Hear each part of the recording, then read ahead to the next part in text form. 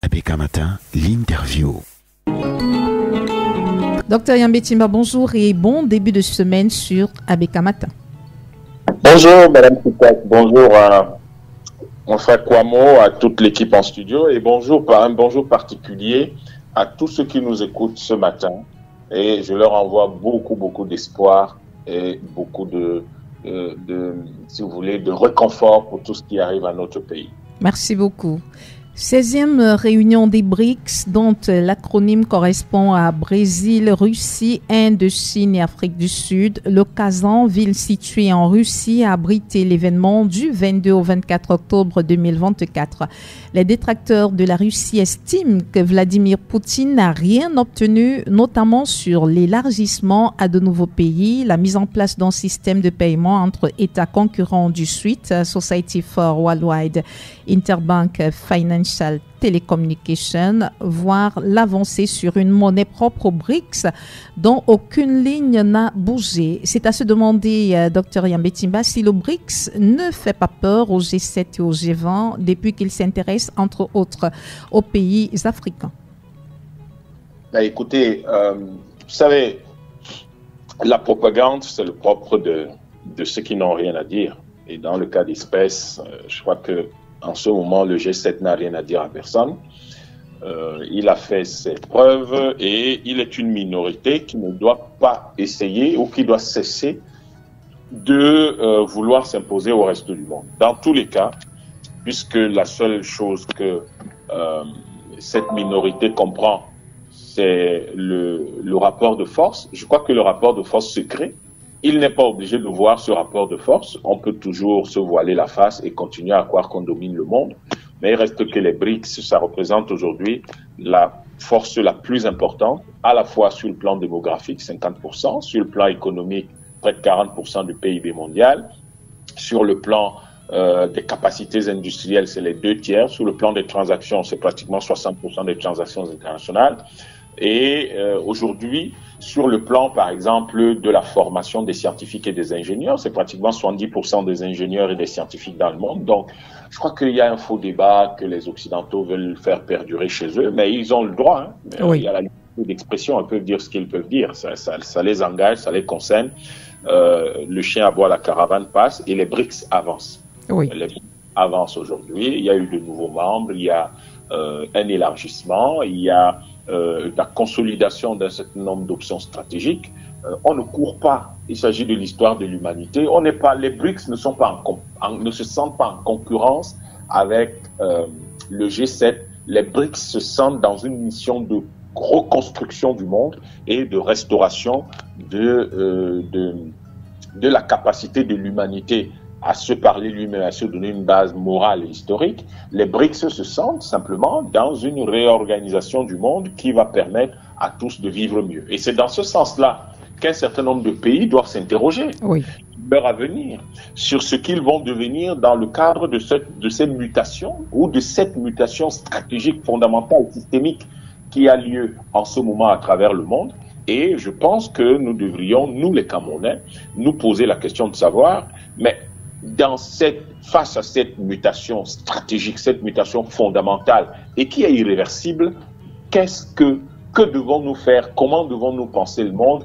Quelle est notre contribution? Que devons-nous proposer, mettre sur la table pour pouvoir non seulement intégrer cette dynamique mondiale nouvelle, mais également en profiter, en tirer le meilleur profit possible. Oui. Donc, voilà, à mon avis, ce qu'il faudrait que nous fassions. Docteur Yambé Timba, le Cameroun a été représenté au 15e sommet du BRICS qui s'est tenu à Johannesburg en Afrique du Sud entre le 22 et le 24 août 2023. Et pour cette 16e édition, tout porte à croire que le Cameroun n'y a plus accordé un intérêt particulier, car si le Cameroun a été représenté par le Premier ministre Joseph Diangote au 15e sommet des BRICS, à grand renfort médiatique, cette 16e édition est passée presque inaperçue. Et c'est à se demander si le Cameroun n'y a pas trouvé un intérêt ou alors il aurait subi des pressions des puissances néocoloniales qui gagneraient à continuer à avoir la main mise sur la fortune du Cameroun.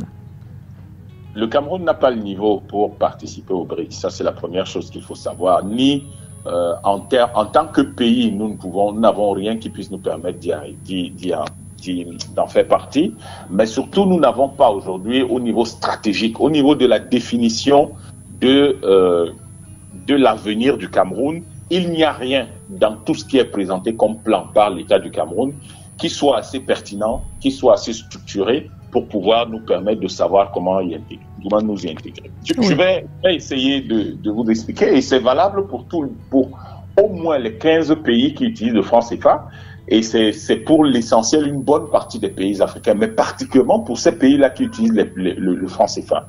Alors pourquoi? Il faut savoir que les BRICS, je vais prendre un certain nombre de points sur les 12 points de la déclaration des BRICS, et vous allez voir comment, en réalité, je voudrais soutenir mon point de vue à partir de là. Parce que si je commence à parler du Cameroun, les gens vont dire, mais pourquoi il parle du Cameroun? Il peut pas, on va dire, il écrase son pays, il insulte son pays. Je n'insulte pas mon pays. Je prends 12 points développés dans la déclaration de Kazan, et vous allez voir pourquoi le Cameroun, aujourd'hui, n'est pas à niveau, n'a pas la possibilité non seulement d'intégrer le groupe, mais pire, de profiter de tous ces points positifs. La première chose, les BRICS ont beaucoup parlé des sanctions économiques. Oui. Mais la plupart des Camerounais ont l'impression que leur État est un pays normal, que leur pays ne subit aucune sanction. Sauf que la France sanctionne les pays d'Afrique depuis 1945 avec le franc CFA, et ces sanctions-là sont un traumatisme débilitant et dont les effets pervers ont provoqué une pauvreté inédite dans l'histoire de l'humanité et un blocage terrifiant de notre économie et de l'initiative historique chez notre peuple, ainsi qu'un désordre sociopolitique interne qui génère une dictature féroce et une violence systémique, endémique et généralisée dans les pays qui utilisent de manière générale le franc CFA. Et vous observerez également un exode massif des populations jeunes et des populations formées, ce qui maintient un flux qui est semblable à celui qu'on a connu pendant les déportations de la traite négrière. Oui. Et ça consolide en interne une gabégie démentielle d'une élite politique et administrative inconsciente, carrément, qui se met en danger devant son peuple, qui est profondément meurtri, qui est ouvertement énervé, et dont personne ne peut anticiper ni sur la nature, ni sur la portée, ni sur l'impact des réactions dans un futur proche ou lointain. Ce qui est certain, ce peuple réagira. Comment? Quand? C'est une série de questions qui n'a pas de réponse, sur laquelle il faut plancher. Donc nous subissons des sanctions, une sanction économique terrible depuis 1945. Le Cameroun n'a aucune réponse à opposer à ça. Chaque fois qu'au Cameroun vous voulez parler du franc CFA, le gouvernement se dresse contre vous comme si vous aviez décidé, je ne sais pas moi, de mettre fin à l'État du Cameroun. Mais bon, peut-être qu'il y a un lien parce que les Camerounais n'ont jamais créé un État et que c'est les Français qui l'ont créé en 1957. Et tout naturellement, tout ça est lié au franc CFA. Vous voyez comment les sanctions économiques, c'est-à-dire qu'un pays est sanctionné, un groupe de pays est sanctionné, mais les gens fonctionnent comme ils ne savent même pas que leur groupe de pays est sanctionné. Et les BRICS leur rappellent que les sanctions économiques sont une mauvaise chose au niveau mondial. Oui. Et dans le cas du Cameroun, c'est ça. Vous avez d'autres choses, la question de la réforme du Conseil de sécurité de l'ONU. Des pays comme le Cameroun, les pays comme le Nigeria, bon, le Nigeria est un peu dans les BRICS, mais on lui a demandé, ils sont, et là nous ne sommes pas tout à fait d'accord avec un certain nombre de ténors des BRICS, qui disent que la réforme du Conseil de sécurité de l'ONU, en gros, c'est ce qu'ils disent, doit consister à donner de la place à un certain nombre de pays africains, au moins 1 ou 2 pays africains au Conseil de sécurité des Nations Unies. Je dis que c'est une mauvaise approche. Cette approche, elle n'est pas bonne du tout. Et la diplomatie camerounaise, malheureusement, dans le cas d'espèce, n'a aucune proposition. Ils ne disent rien. Les Français viennent, ils racontent leur histoire. Oui, on va se battre pour qu'un pays africain devienne membre permanent du Conseil de sécurité. Les Russes, les Chinois, chacun propose quelque chose. Mais tout ça, c'est une mauvaise approche. La bonne approche, si nous voulons que la paix règne dans le monde, si nous voulons restaurer la paix mondiale et une certaine équité dans le monde, le Conseil permanent, les membres permanents du Conseil de sécurité, la seule réforme qu'on peut y apporter, c'est que le Conseil qu'il reste 5, à mon avis, peut-être 4. C'est-à-dire que on doit s'assurer que ce soit chaque continent qui soit représenté. Oui. Parce que si c'est chaque continent qui est représenté, les pays de chaque continent sont obligés de s'entendre. Si vous imaginez que l'Europe doit présenter un seul membre, mais ils sont obligés de s'entendre avec les Russes. Donc, nous allons en faire un instrument de paix. Il faut que le Conseil de sécurité lui-même soit un instrument de paix. Mais si le Conseil de sécurité n'est pas un instrument de paix, comme dans sa configuration actuelle, mais veut maintenir la paix dans le monde, c'est une contradiction, c'est impossible. C'est pour ça qu'il n'y arrive pas.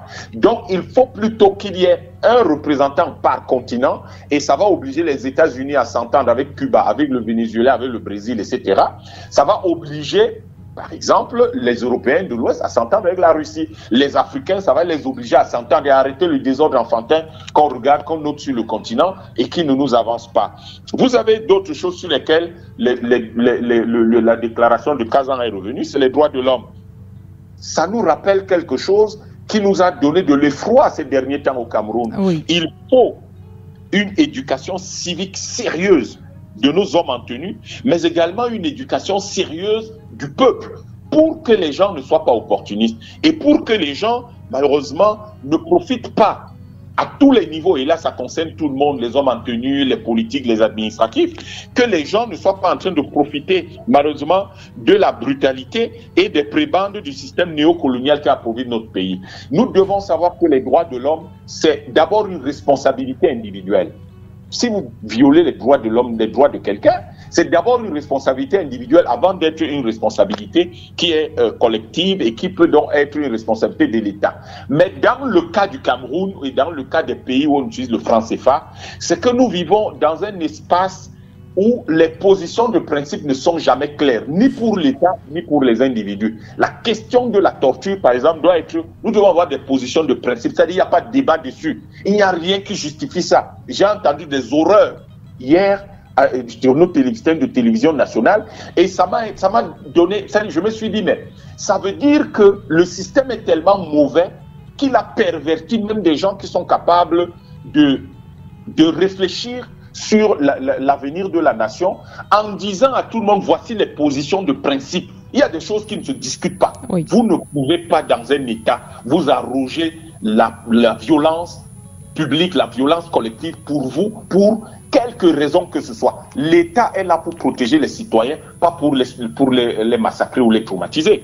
Donc vous avez ce genre de problème que soulèvent les BRICS. Est-ce que notre pays a réglé ce genre de problème en interne? Est-ce que l'Afrique a réglé ce genre de problème en interne? Vous avez des problèmes comme la lutte contre la désertification et la dégradation des écosystèmes naturels. Mais on a un gros problème chez nous. Vous savez très bien que l'État, quand il accorde la construction d'une usine quelque part, ou une exploitation forestière, ou une mine, oui, vient dire que ce sont les populations doivent veiller au respect de l'environnement par ces gens-là. C'est-à-dire que l'État prend la terre des gens, donne ça à quelqu'un d'autre, mais demande aux populations de surveiller ces gens. Donc vous appauvrissez les gens et vous leur demandez de surveiller ce que vous enrichissez.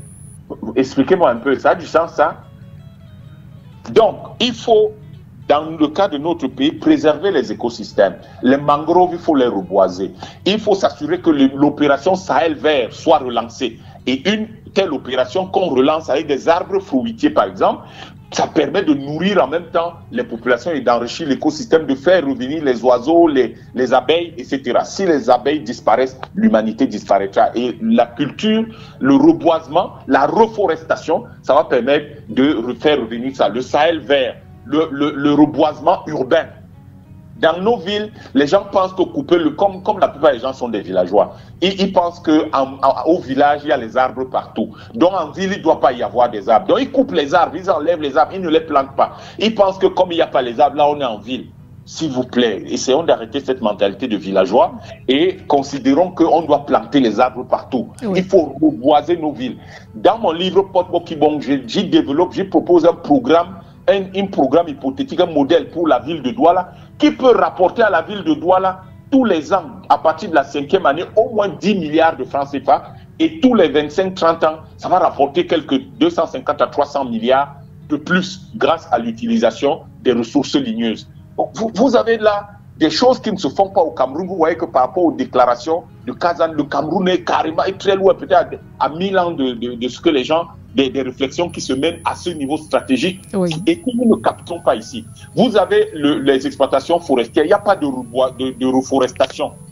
Normalement, pour chaque arbre coupé, on devrait en replanter 10 à 20 oui, pour être sûr qu'on peut recréer la forêt. On ne le fait pas. Dans tous les cas, il n'y a qu'à vérifier. C'est le ministère qui se plaint tous les jours que la reforestation fait problème. Mais ça doit être contenu dans les accords que le gouvernement a avec les exploitants forestiers. Et les villes, les maires doivent se soucier de ça, parce qu'en plus, lorsque vous avez une ville reboisée, ça vous crée, ça abaisse la température. On est là, on crie qu'il y a des problèmes de changement climatique, mais personne ne fait le minimum qu'il faut. Dans mon livre, Pod Bokibon, la proposition que je fais, c'est que chaque nouveau fonctionnaire, chaque nouvel étudiant, chaque nouvel élève, et chaque employé, nouveau salarié, chaque entrepreneur, nouvel entrepreneur qui crée une entreprise ou qui arrive dans la ville, il devrait chacun offrir un arbre à la ville, au moins 1 ou 2 arbres. En tout cas, les entrepreneurs un peu plus escalés, un peu plus, mais au moins un arbre dans la ville. Imaginez qu'il y ait chaque année dans une ville comme Douala, chacun qui offre un arbre dans la ville. On aurait une ville parfaitement reboisée. Et le Sahel vert, le Sahel vert donnerait de l'emploi à la plupart des gens là-bas qui ne seront donc plus intéressés par Boko Haram. La gestion des écosystèmes naturels, en réalité, est une activité de paix. C'est pour ça que Wangari Maathai, le prix Nobel de la paix, la Kenyane, qu'elle repose en paix, avait reçu ce prix Nobel parce que ça permettait de régler, de juguler un certain nombre d'explosions sociales potentielles au Kenya. Donc nous devons utiliser ça pour des activités de paix, des objectifs de paix. Donc vous avez ce genre de choses, vous avez les questions des biens culturels. Enfin, ils appellent ça biens culturels. Les Blancs pensent que ce qu'ils appellent les masques, c'est des objets d'art. Chez nous, ce n'est pas des objets d'art, c'est des objets cultuels pour la plupart. Et donc, il faut...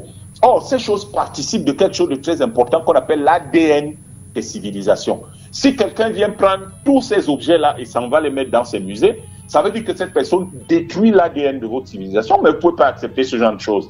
Et au lieu d'avoir des actions, ici au Cameroun, c'est chaque petite chefferie qui se lève, qui s'en va réclamer ces objets qu'ils appellent les objets d'art. Il faut qu'on arrête un peu ce désordre. Un pays avec tant de désordre ne peut pas évoluer.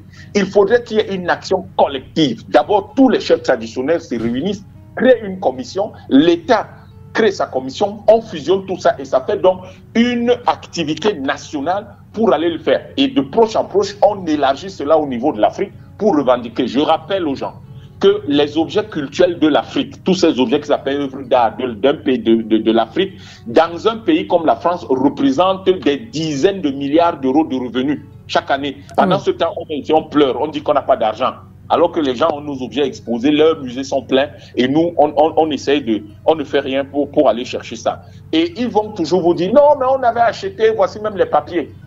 Ça rappelle un peu comment les nazis, pendant la Deuxième Guerre mondiale, prenaient les tableaux des Juifs et après ils ont dit qu'ils avaient acheté. Depuis quand un colonisé vend quelque chose à un colon, le colon arrache, c'est du vol, pur et simple. Donc ce sont des choses qu'il faut qu'on règle. Il n'y a pas la non-prolifération des armes de destruction massive et des armes nucléaires. Oui.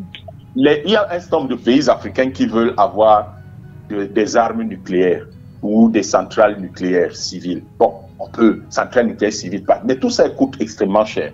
Et le problème stratégique que nous avons en Afrique, c'est qu'avec les petits pays que nous avons, la corruption extraordinaire que nous avons dans la plupart des pays, vous installez des choses pareilles, ça ne marchera pas. Il n'y a qu'à voir le simple fait que la vente des armes dans nos pays a explosé, alors que nos États devaient interdire la vente des armes légères, des armes de poing pour les particuliers. Donc, il faut pire, quand on est à ce niveau-là où on parle des armes nucléaires et de destruction massive, je pense que au lieu que nos pays saignent, nos pays distraient toutes nos ressources des priorités que nous avons et des fondamentaux, des besoins fondamentaux que nous avons, si nous pouvions nous mettre ensemble en créant de grands États comme les États-Unis d'Afrique centrale aux dimensions de la CEAC ou les États-Unis de la CEDEAO, ça permettrait à ce moment-là d'avoir suffisamment de ressources pour se lancer dans ce genre de projet. Nous devons éviter de dépenser, de nous faire arracher notre argent, le peu que nous avons, parce que nous voulons faire ce genre de choses.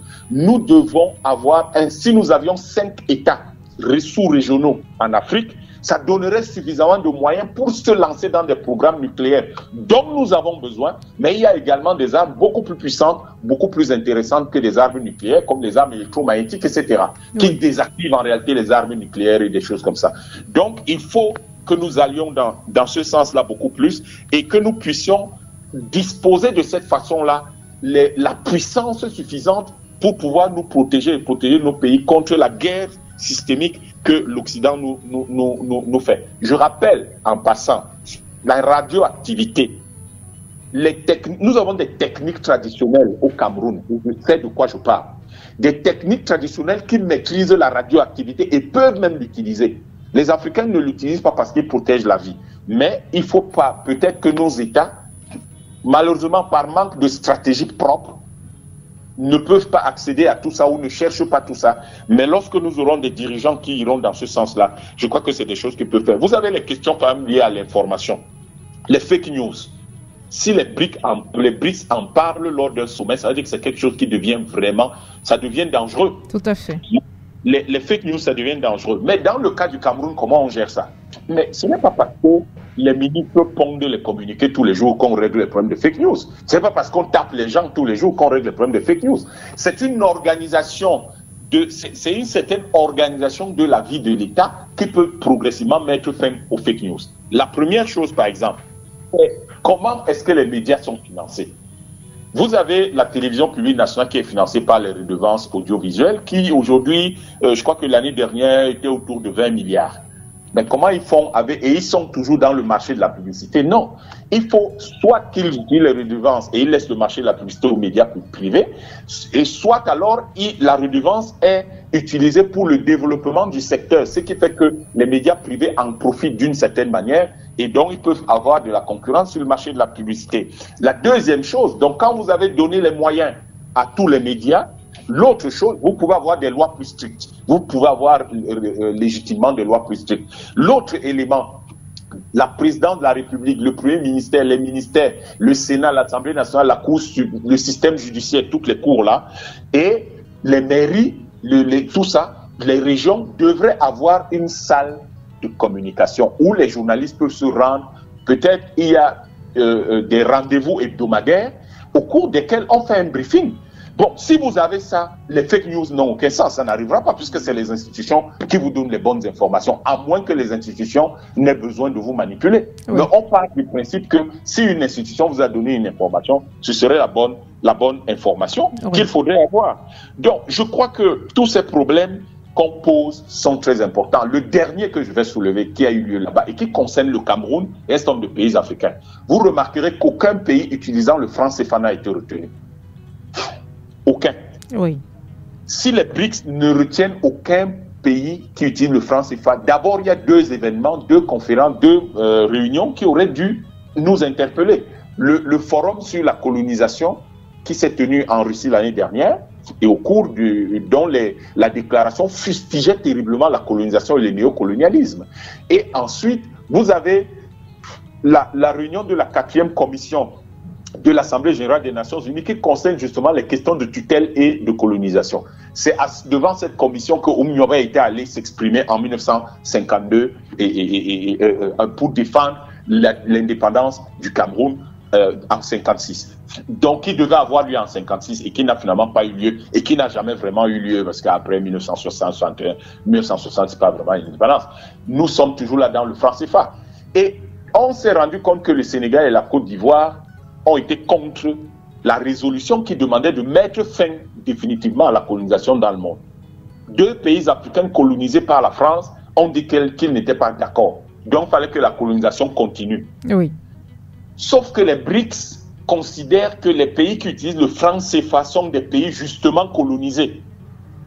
Et ces pays se battent au niveau de l'ONU et au niveau à l'intérieur, dans le sein des BRICS, pour qu'on mette fin à la colonisation. Et un message clair a été envoyé donc à ces pays en leur disant « Vous ne pouvez pas avoir une monnaie coloniale et vouloir intégrer notre club. » Parce que le franc CFA, c'est un crime contre l'humanité. C'est une barrière sur le chemin de l'humanité. C'est une négation même de l'humanité, le franc CFA. Nous ne pouvons pas continuer à laisser que notre peuple et notre pays soient traités ainsi. Les bien-pensants qui profitent du système néocolonial actuel devraient nous excuser d'avoir attiré leur attention là-dessus depuis près de 20 ans et écouter enfin 4 milliards de personnes représentées à Kazan, la moitié de la population mondiale, qui leur dit que ce n'est pas bien. Là, il s'agit de 4 milliards de cerveaux, il s'agit de 50% de la population mondiale, il s'agit de 40% du PIB mondial, il s'agit de 65% des capacités industrielles installées, il s'agit de 60% des transactions mondiales Il s'agit de 80% des brevets dans le monde et de 70% des techniciens et scientifiques, des ingénieurs et scientifiques en 2023. Je crois que le franc CFA est dépassé. Et je crois qu'il appartient à une époque qui n'existe plus. Parce que le franc CFA, son statut est exactement le même que les camps d'extermination des Juifs pendant la Deuxième Guerre mondiale. C'est le même statut. Et ce statut-là, nous ne pouvons pas continuer à l'accepter, à le tolérer. Personne n'a toléré les camps d'extermination des nazis quand même. Oui. Et personne ne peut justifier ce génocide d'un peuple et ce crime contre l'humanité. Le franc CFA, c'est un crime contre l'humanité. C'est un objet de génocide dont l'ampleur ne peut être comparée pour nous les Africains qu'aux traites négrières arabes qui nous ont coûté 27 millions d'esclaves, de déportés et 270 millions de morts, et à la traite négrière européenne qui nous a coûté 35 millions de déportés en Amérique et 420 millions de morts. Comment vous pouvez laisser un tel instrument continuer à être utilisé par nos peuples? Voilà un ensemble de déclarations du sommet de Kazan, adaptées à notre pays. Oui, docteur Yambé Timba. Oui, pour sortir de notre entretien de ce matin, est-ce à dire que l'avenir de l'Afrique en général et celui du Cameroun en particulier se fera avec le BRICS ou ne se fera pas? Non, l'avenir se fera d'abord par notre volonté. Oui. Ça se fera d'abord par notre unité. Ça se fera d'abord par le fait que notre peuple, parce qu'il ne s'agit pas de nos dirigeants, s'ils pouvaient faire quelque chose, ils l'auraient fait depuis 64 ans dans le cas du Cameroun, ils ne l'ont pas fait. Donc notre peuple doit donner les leviers, les rênes de son pays aux gens qui pensent, dont la vision va dans le sens de ce que je viens de dire. Oui. Et c'est à ce moment-là, ils verront un autre monde, une nouvelle vie, une nouvelle réalité.